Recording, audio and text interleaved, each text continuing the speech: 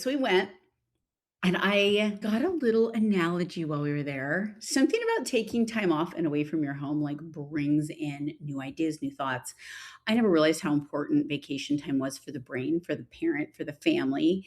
Vacations used to be when the kids were little, just more work. So I avoided them. And I'm sure many of you with little kids are still doing that. Like, travel with small children is exhausting. It is not a vacation, and you need a vacation from the vacation. Now that my kids are finally old enough and we only are traveling with 2, not 5, it's gotten really easy and actually quite enjoyable. So we're sitting at the beach, and there's this little bird. You know how they're hopping around and they go in and out of the waves trying to get little food, and they're the cutest little birds. And I'm watching this bird, and it comes up right close to our feet because we're right at the edge of the water watching. This little bird comes up close and then hops away, and then comes up close and hops away. And I kept watching this bird. It fascinated me. And I kept thinking, but this bird must really be exposed to humans to be able to get so close to them and to trust humans. And how good must humans be that this bird doesn't fear us at all, and that it just will get this close and not worry. And then I realized something. My mindset shifted. It was like there was a voice that said, "No, it's not you, it's trusting.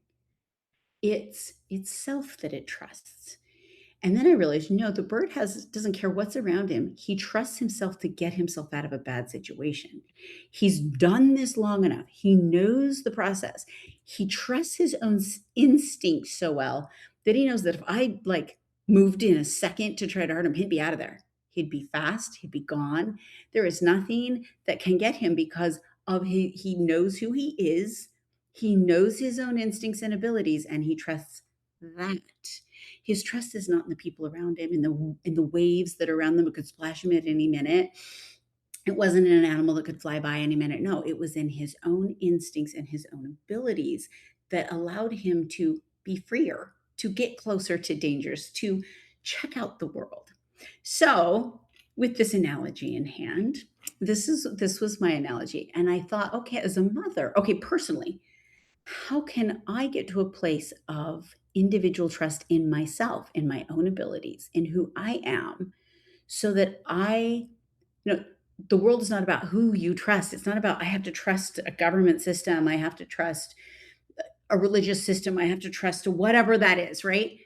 The point is that I trust me and my instincts and my ability to solve problems, my ability to be smart, think on my feet, my ability to go in and not panic, so that whatever comes my way, I know I can handle. Isn't that real confidence? Isn't that what confidence comes in? My trust in God and my trust in me. It doesn't come with my trust in anyone else, because for our whole lives, people will fail us. You guys, it's just how it is. Our spouses, our children, people fail because we're human.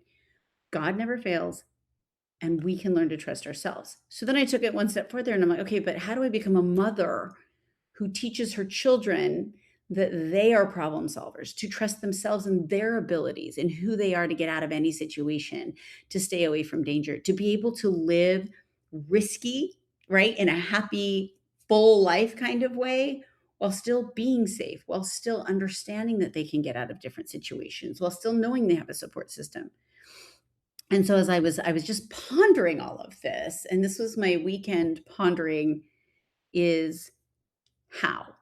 How do we become that? And how do we pass that on to our children so that they too can be problem solvers? They too can have confidence in who they are, where they're going. And to me, that's really what motherhood and homeschooling is all about. Not about the math and the reading and the writing. Yeah, yeah, yeah. We got to do those things. But about who this child is as a child of God, and are they able to solve their own problems? Do they know how to solve problems? Do they know who to go to when they're in trouble?